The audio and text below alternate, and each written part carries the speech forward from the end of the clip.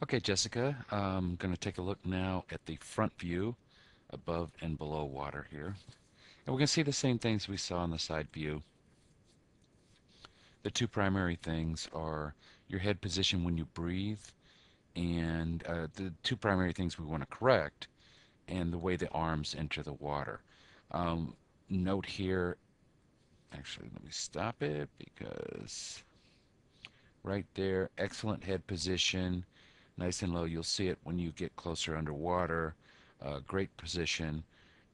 Here comes the problem, though. You can see that head lifting up.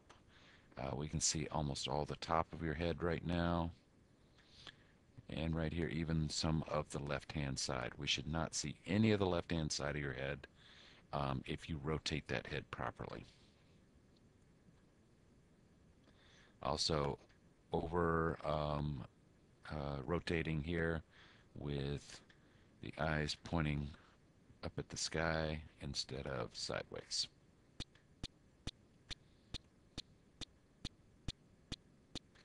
Right there's a pretty good look at what your head should look like when you rotate, maybe even a little further. Like this would be absolutely ideal. Rotate your head this far, and you can breathe that way. You watch good swimmers, and they don't rotate any farther than that.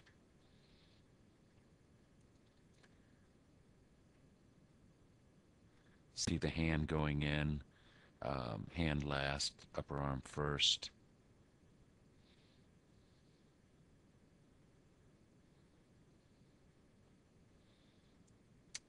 Yep, same with this one. See the top of the head, the left hand side of the head.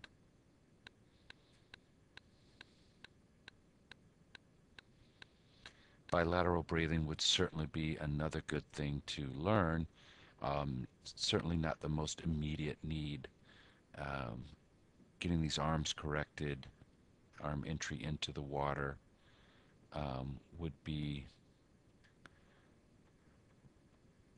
and the head position when you breathe would be the key things. Here's another thing that I just noticed, and this front view helps with that. Watch as this left arm enters the water.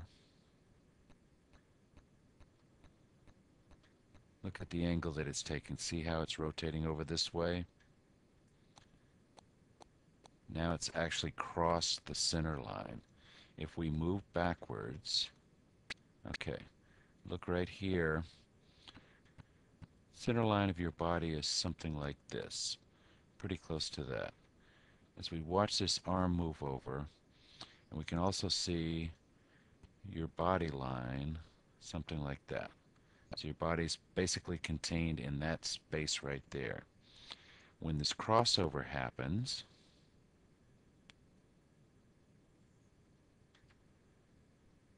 okay, let me erase the lines. Actually, go back.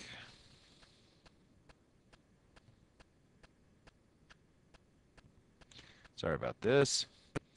Center line, crossover happens. Look how your body moves to the left-hand side of that center line as the hand comes across the line.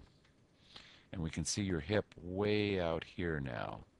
I think the camera view has moved a little bit, so this center line may have moved over a bit, but as you can see, your legs are still following that line, but your upper body is going in this direction now rather than out this way.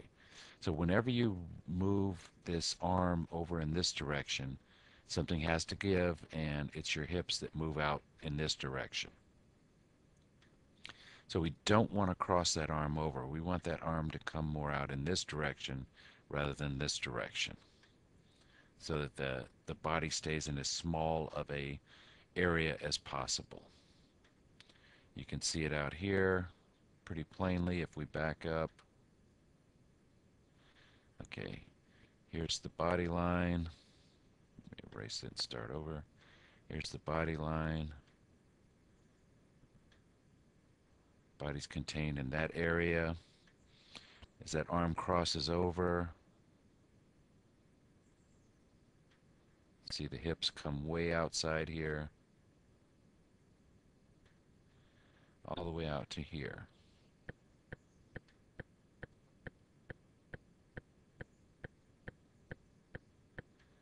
So instead of an area from here to here, we've got an area from here all the way out to there.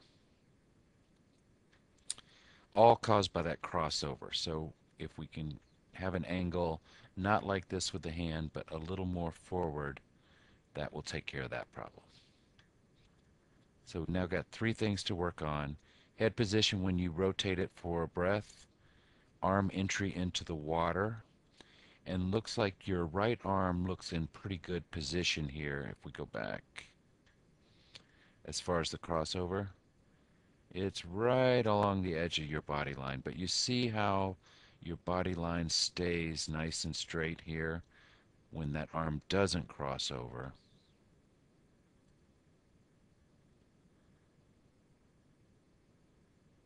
Versus once we do see a crossover, how that body comes out here quite a bit. So we want to prevent that crossover. Rotate the head, not lift, and have the hand enter the water first at a steeper angle rather than the whole arm sticking out in front of your body. Three things there will drastically improve your swim and amount for faster times and more enjoyable swims. Great job, Jessica.